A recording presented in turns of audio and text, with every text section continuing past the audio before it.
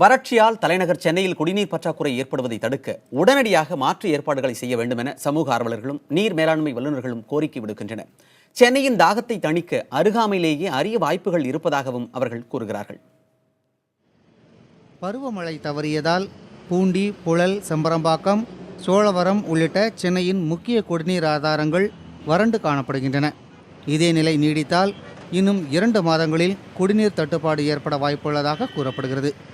இப்படி தண்ணீர் பஞ்சம் ஏற்படுவதற்கு முன் சென்னை மாதவரம் பகுதியில் கடல் போல் காட்சியளிக்கும் ரெட்டேரியிலிருந்து சென்னையின் குடிநீர் தேவையை பூர்த்தி செய்யலாம் என்கின்றனர் நீர் மேலாண்மை வல்லுநர்கள். இப்போ பார்த்தீங்கன்னா இந்த ஏரியை வந்துட்டு 1990லேயே நம்ம பெரிய வறட்சி அப்போ வறட்சி இருக்கும்போது இந்த ஏரியை வந்துட்டு தண்ணியை வந்து நம்ம மெட்ரோ வாட்டர் வந்து தண்ணி எடுத்து சென்னைக்கு சப்ளை பண்ணாங்க. ஆனால் அதே மாதிரி வறட்சி இப்போ இங்கே வந்து இப்போ இருக்குது. நம்ம சென்னைக்கு தண்ணிக்கு ரொம்ப தட்டுப்பாடாக இருக்குது.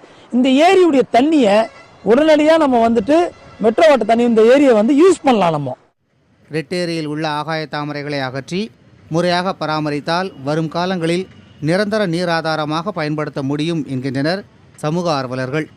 சென்னைக்கு குடிநீருக்காக இந்த ஏரியை நம்ம யூஸ் பண்ணலாம். இந்த டைமில் அதை யூஸ் பண்ணால் நல்லாயிருக்கும். எப்பவுமே யூஸ் பண்ணலாம், நிரந்தரமாக யூஸ் பண்ணலாம்.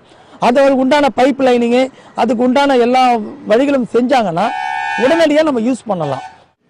ரெட்டேரி நீரை சென்னையின் குடிநீர் ஆதாரமாக பயன்படுத்துவதற்கான நடவடிக்கைகளை சம்பந்தப்பட்ட அதிகாரிகள் விரைந்து மேற்கொள்ள வேண்டும் என்ற கோரிக்கையும் எழுந்துள்ளது.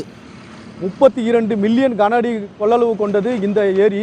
இதனை மறுசீரமைப்பு செய்து சென்னை குடிநீருக்காக தற்போது மட்டுமல்லாது நிரந்தரமாக பயன்படுத்தி கொண்டால் சென்னையின் குடிநீர் தேவை முழுவதுமாக பூர்த்தி செய்ய முடியும் என்பதே அனைவரின் விருப்பம். புதிய தலைமுறைக்காக ஒளிப்பதிவாளர் சதீஷுடன் எழில்.